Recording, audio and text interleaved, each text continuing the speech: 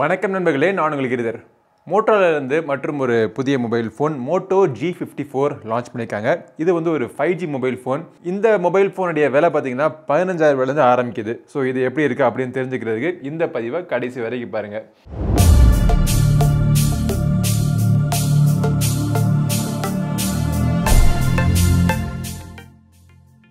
யூசுவலா நம்ம பார்க்கக்கூடிய Motorola mobile ஃபோனுடைய box packaging மாதிரி தான் இந்த டிசைனும் இருக்கு. பாக்ஸோடைய பின்புறத்தில் இந்த மொபைல் எப்படி இருக்குன்னு சொல்லிட்டு ஓரளவுக்கு ஒரு ஐடியா உங்களுக்கு கிடைக்குது. 3 கலர் வேரியண்ட்டில் அவைலபிளாக இருக்குது போல். ஸோ இந்த ப்ரைஸ் செக்மெண்ட்டில் அவங்க ஒரு 5G மொபைல் ஃபோனை லான்ச் பண்ணியிருக்கிறது தான் இதோடைய ஹைலைட். 6000 mAhக்கான பேட்டரி இருக்குது. 50 மெகா பிக்சல்ஸ் கேமரா OISோட கொண்டு வந்திருக்காங்க.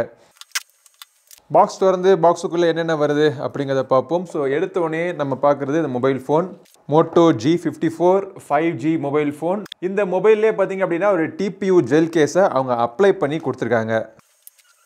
ஸோ நம்மக்கிட்ட வந்துக்க இந்த கலர் வேரியண்ட்டோட பேர் பார்த்தீங்கன்னா pearl blue. So pearl blue அப்படிங்கிறது முத்து மாதிரியே ஒரு நடுவில் ஒரு கோடு பார்க்குறதுக்கு அழகாக இருக்குது. ஸோ பாக்ஸுக்குள்ளே இந்த மொபைல் தவிர வேறு என்னென்ன இருக்குன்னு பார்த்தோம் அப்படின்னா யூசர் மேனுவல், அப்புறம் சிம் எஜெக்டர் பின், இது எல்லாமே கொடுத்துருக்காங்க. யூஸ்வலாக கொடுக்க வேண்டிய எல்லா விஷயங்களும் கொடுத்துருக்காங்க. அதுக்கப்புறமா இந்த மொபைல் சார்ஜ் பண்ணுறதுக்கான சார்ஜர். இந்த சார்ஜர் பார்த்தீங்க அப்படின்னா 33 வாட் சார்ஜர் பாக்ஸுக்குள்ளே உங்களுக்கு கொடுத்துட்றாங்க.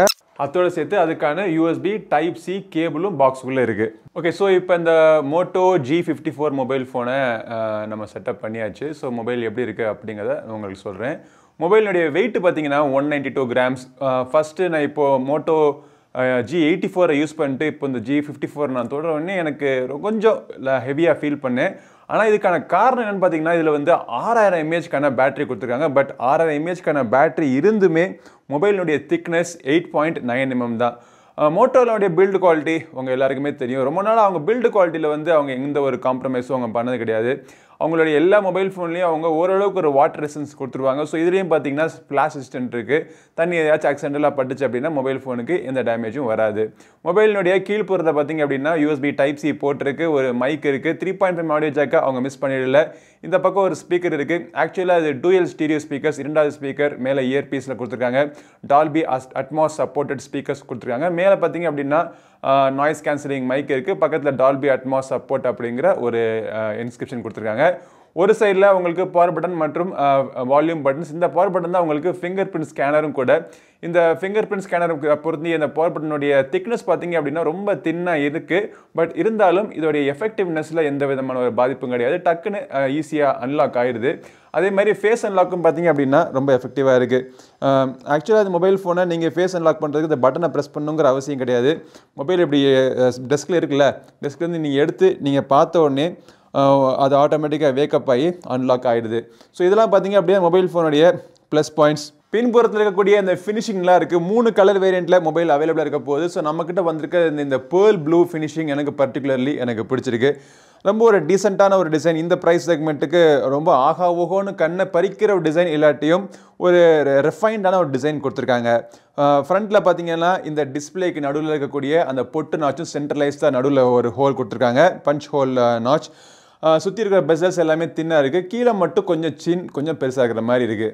G54 மொபைல் ஃபோனில் உங்களுக்கு 6.5 inch டிஸ்பிளே கொடுத்துருக்காங்க. ஸோ ஆக்சுவலாக இப்போலாம் பார்த்தீங்கன்னா 6.5 inch நம்ம பார்க்குறது ஒரு அரிதான விஷயமா இருக்குது. ஏன்னா யூஸ்வலாக 6.8 6.9 போயிட்டுருக்கிற இந்த காலகட்டத்தில் 6.5 அப்படின்னு பார்க்குறப்போ நமக்கு காம்பாக்டான மொபைல் ஃபோனாக எனக்கு தெரியுது. இந்த டிஸ்பிளே பார்த்தீங்கன்னா ஒரு ஃபுல் HD ப்ளஸ் ரெசல்யூஷன் கொண்ட ஒரு டிஸ்பிளே. IPS LCD பேனல் தான், ஆனால் 120 Hz ரெஃப்ரெஷ் ரேட் கொடுத்துருக்காங்க. கலர்ஸ்னுடைய அக்யூரசி உங்களுக்கு IPS LCD பேனல்னாலே கலருடைய அக்யூரசி பர்ஃபெக்டாக இருக்கும். ஓவர் சேச்சுரேஷன் இல்லாமல் உங்களுக்கு ஒரு 100% நீங்கள் பார்க்குற கலர் உங்களுக்கு உண்மையாகவே அதே கலர் உங்களுக்கு ரீப்ரொடியூஸ் பண்ணி உங்களுக்கு கொடுக்கும். கான்ட்ராஸ்ட் லெவல்ஸ் பார்த்தீங்க அப்படின்னா AMOLED பேனல் தரத்துக்கு இல்லாட்டியும் இந்த பர்டிகுலர் பேனலினுடைய கான்ட்ராஸ்ட் லெவல்ஸ் நல்லா இருக்குது. வியூயிங் ஆங்கிள்ஸுமே பார்த்தீங்கன்னா நல்லா கொடுத்துருக்காங்க. இப்போது பின்புறத்தில் கேமரா அரேஞ்ச்மெண்ட் பார்த்தோம் அப்படின்னா எனக்கு அகெயின் Motorola பிடிச்சிருக்கக்கூடிய எனக்கு ஒரு நேர்மையான ஒரு கேமரா அரேஞ்ச்மெண்ட். 2 கேமரா தான், 50 மெகா பிக்சல் மெயின் கேமரா. இதில் வந்து உங்களுக்கு ஆப்டிக்கல் இமேஜ் ஸ்டெபிலேஷனுக்கான சப்போர்ட்டும் கொடுத்துருக்காங்க. 8 mega pixel ultra wide angle camera. இந்த அல்ட்ரா வைட் ஆங்கிள் கேமரா தான் உங்களுக்கு போர்ட்ரேட்டுக்கும் உங்களுக்கு மேக்ரோக்கும் ஹெல்ப் பண்ணுறதா சொல்கிறாங்க. ஃப்ரண்ட்டில் பார்த்தீங்கன்னா பொட்டு நாச்சுக்குள்ளே 16 mega pixel camera. Rear camera உங்களுக்கு 30 fps இல்லாட்டி 60 fps ஃபுல் HD வீடியோஸ் நீங்கள் எடுக்கலாம். 4K வீடியோஸ்க்கான சப்போர்ட் கிடையாது. ஃப்ரண்ட் கேமராவில் உங்களுக்கு 1080p வீடியோஸ் 30 fps நீங்கள் ஷூட் பண்ணிக்கலாம். நான் ஷூட் பண்ணுறப்போ டிஸ்பிளே ஓரளவுக்கு எனக்கு பார்க்குறதுக்கு கிளியராக தான் இருக்குது. பட் இன்னும் கொஞ்சம் பிரைட்னஸ் கொஞ்சம் அதிகமாக இருந்திருக்கலாம். பட் இந்த வீடியோவில் உங்களுடைய ஆடியோ குவாலிட்டி எப்படி இருக்குது அப்படிங்கிறத பாருங்கள். நடந்துக்கிட்டே பேசுறதுனால ஏதாவது ஷேக் இருக்கா அப்படிங்கிறத பாருங்கள். எலக்ட்ரானிக் இமேஜ் ஸ்டெபிலைசேஷன் சூப்பராக ஒர்க் ஆகுது அப்படின்னு நினைக்கிறேன். எலக்ட்ரானிக் இமேஜ் ஸ்டெபிலைசேஷன் உங்களுக்கு ஃப்ரண்ட் கேமராக்கும் ஒர்க் ஆகுது, ரியர் கேமராக்கும் ஒர்க் ஆகுது. ஆனால் ரியர் கேமராக்கும் உங்களுக்கு அடிஷ்னலாக உங்களுக்கு ஆப்டிக்கல் இமேஜ் ஸ்டெபிலைசேஷன் ஒர்க் ஆகுது. ஓரளவுக்கு ஒரு ஸ்டெபிலைஸ்டான ஒரு ஃபுட்டேஜ் நீங்கள் கிளிக் பண்ணலாம். இந்த மொபைல் ஃபோனில் இருக்கக்கூடிய ஃபோட்டோஸுடைய குவாலிட்டி எப்படி இருக்குன்னு பார்த்தீங்கன்னா, லைட் நல்லா இருந்துச்சுன்னா இமேஜ் ஓரளவுக்கு நல்லா இருக்குது. ரொம்ப நீங்கள் ஜூம் பண்ணி பார்த்தீங்கன்னா தான் அந்த சாஃப்ட்னஸ் உங்களுக்கு தெரியும். பட் மற்றபடி உங்களுக்கு நல்ல ஒரு கலர் ரீப்ரொடக்ஷன் இருக்கிறனால உங்களுக்கு நேச்சுரலான ஒரு ஃபோட்டோஸ் இருக்கக்கூடிய ஒரு எஃபெக்ட் உங்களுக்கு கிடைக்கும். ஒயிட் ஆங்கிள் ஷாட்ஸில் எல்லாம் பார்த்தீங்க அப்படின்னா ரொம்ப சாஃப்ட்னஸ் கிடையாது, பரவாயில்ல, நல்லா பண்ணியிருக்காங்க. மேக்ரோ ஃபோட்டோஸ் 8 மெகா பிக்சல் கேமராவில் எடுத்தாலுமே ரொம்ப ஒன்றும் க்ளோஸ்அப்பாக போக முடியல. ஒரு சில டாக்குமெண்ட்ஸ்லாம் நீங்கள் ஃபோட்டோ எடுக்கணும், இல்லை ஜுவல்ஸ்லாம் ஏதாச்சும் ஃபோட்டோ எடுத்து யாருக்காச்சும் நீங்கள் சாம்பிள் அனுப்பணும் அப்படின்னா அந்த இடத்துல அந்த மைக்ரோ கேமரா உங்களுக்கு ஹெல்ப் கண்டிப்பாக பண்ணும். போர்ட்ரேட் ஷாட்ஸ் பார்த்தீங்க அப்படின்னா ஏஜ் டிடெக்ஷன் மற்றும் பேக்ரவுண்ட் பிளரிங் பர்ஃபெக்டாக இருக்கிறதுனால நல்ல ஒரு போர்ட்ரேட் ஷாட்ஸ் நீங்கள் எடுக்கலாம். எல்லாத்துலேயுமே பார்த்தீங்கன்னா எனக்கு இந்த கேமராவில் பிடிச்சிருக்கிறது கலர் ரீப்ரொடக்ஷன் நல்லா இருக்குது. ஆனால் இதே விஷயம் லோ லைட்டில் பார்த்தீங்க அப்படின்னா கலர் ரீப்ரொடக்ஷன் ரொம்ப 100% பர்ஃபெக்டாக இல்லை. ஆனால் நீங்கள் நைட் மோட்லாம் போட்டு உங்களுக்கு ஸ்மூத்தனிங் பண்ணிடலாம், அல்காரிதம் உங்களுக்கு நாய்ஸை குறைக்கலாம். பட் இருந்தாலுமே உங்களுக்கு இந்த லோ லைட் வந்த உடனே அதோடைய கலர்ஸ் வந்து பார்த்தீங்கன்னா முக்கியமாக அந்த ரெட் எல்லாம் பார்த்தீங்கன்னா பிங்காக தெரியுது, எல்லோவெல்லாம் சரியான எல்லோ ரீப்ரொடியூஸ் பண்ணலை. செல்ஃபி கேமரா பார்த்தீங்கன்னா உங்களுக்கு ஸ்கின் டோன்ஸ் நல்லா இருக்கு. நீங்க செல்ஃபிஸ் எடுக்கிறப்போ ரொம்ப அன்நேச்சுரலா ஓவர் சேச்சுரேஷனா இருக்கிற மாதிரி இல்ல, நேச்சுரலான ஒரு போட்டோஸ் நீங்க எடுக்கலாம். போர்ட்ரேட் ஷாட்ஸுமே பார்த்தீங்கன்னா பேக்ரவுண்ட் பிளரிங் மற்றும் எட்ஜ் டிடெக்ஷன் நல்லா இருக்கு. இந்த Moto G54 மொபைல் ஃபோனில் ரன் ஆகிட்டு இருக்கிற ப்ராசர் பார்த்தீங்க அப்படின்னா மீடியாடெக்னுடைய Dimensity 7020 ப்ராசர். இது இந்த செக்மெண்ட்டுக்கு ஒரு ஃபர்ஸ்டான ப்ராசர் இந்தியாவில் லான்ச் பண்ணியிருக்காங்க. 2 வேரியண்ட்டில் அவைலபிள் இருக்க போகுது. ஸோ நம்மக்கிட்ட இருக்கிறது 12GB மற்றும் 256GB வேரியண்ட். ஆஃபர்லாம் போக இதோடைய எஃபெக்டிவ் ப்ரைஸ் பார்த்தீங்க அப்படின்னா 17,499. இன்னொரு வேரியண்ட் அவைலபிளாக இருக்குது உங்களுக்கு 8GB 128GB வேரியண்ட். அதோடைய எஃபெக்டிவ் ப்ரைஸ் ஆஃபர்லாம் போக 14,499. இப்போ கரண்டான ப்ரைஸ் தெரியறதுக்காக டிஸ்கிரிப்ஷனில் லிங்க் இருக்குது, கிளிக் பண்ணி செக் பண்ணி பார்த்துங்க. பட் இந்த மொபைல் ஃபோனில் உங்களுக்கு ஹார்ட்வேரை பொறுத்த வரைக்கும் நீங்கள் எதிர்பார்க்கக்கூடிய எல்லா விஷயங்களும் அவங்க கொடுத்துருக்காங்க. பட் இந்த மொபைல் ஃபோனில் உங்களுக்கு NFC-க்கான சப்போர்ட் கிடையாது. ஆனால் எல்லா சென்சரும் உங்களுக்கு கொடுத்துருக்காங்க. L1 வைட்பேண்ட்கான சப்போர்ட் இருக்குது, FM ரேடியோக்கான சப்போர்ட்டும் இருக்குது. இந்த Dimensity 7020 ப்ராசர் ஒரு நல்ல ஒரு ப்ராசரை தெரியுது. அதாவது இந்த ப்ரைஸ் செக்மெண்ட்டுக்கு ஒரு நீங்கள் கேமிங்லாம் விளையாடணும் அப்படின்னா இந்த ப்ராசர் நல்லாவே சப்போர்ட் பண்ணுது. உங்களுக்கு ஹை எண்ட் கேம்ஸு கூட உங்களுக்கு லோ கிராஃபிக்ஸ் மோடில் போட்டு நீங்கள் ஸ்மூத்தாக நீங்கள் விளையாடலாம். ஆனால் மீடியம் கிராஃபிக்ஸில் போட்டிங்க அப்படின்னா உங்களுக்கு திணற ஆரம்பிச்சிருது. ரொம்ப நேரம் நீங்கள் யூஸ் பண்ணாலுமே கேம் விளையாண்டாலுமே த்ராட்லிங் அவ்வளோவா இதில் கிடையாது. முக்கியமான விஷயம் மொபைல் ஃபோனில் ஹீட்டிங் பிரச்சனை கிடையாது.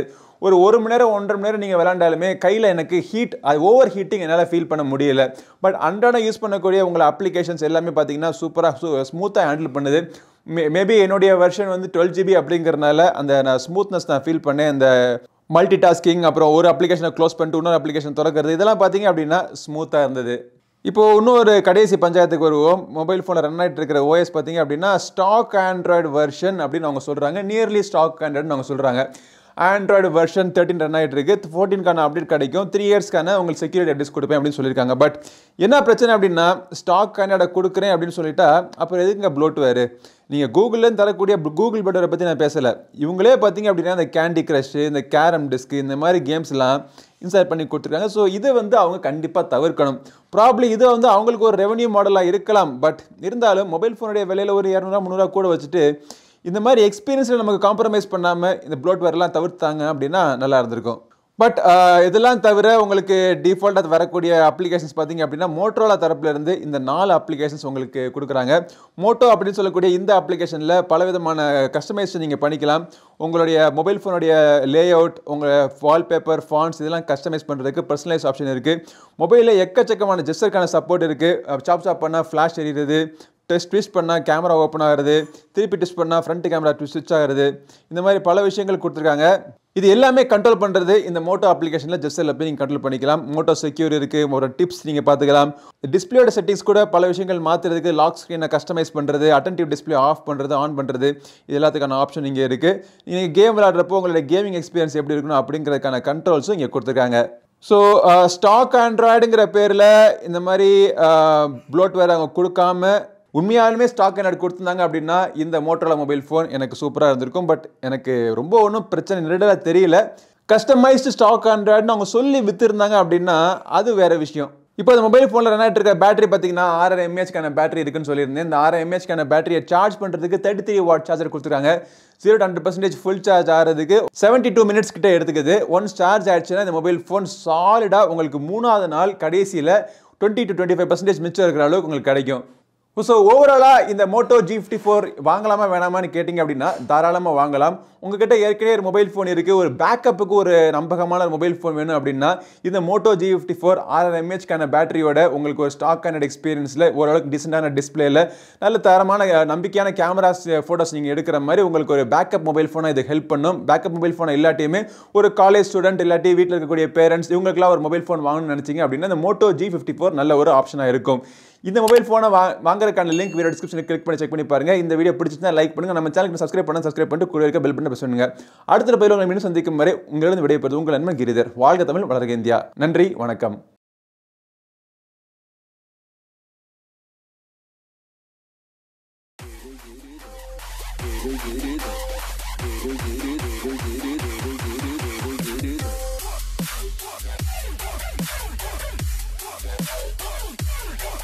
Giri.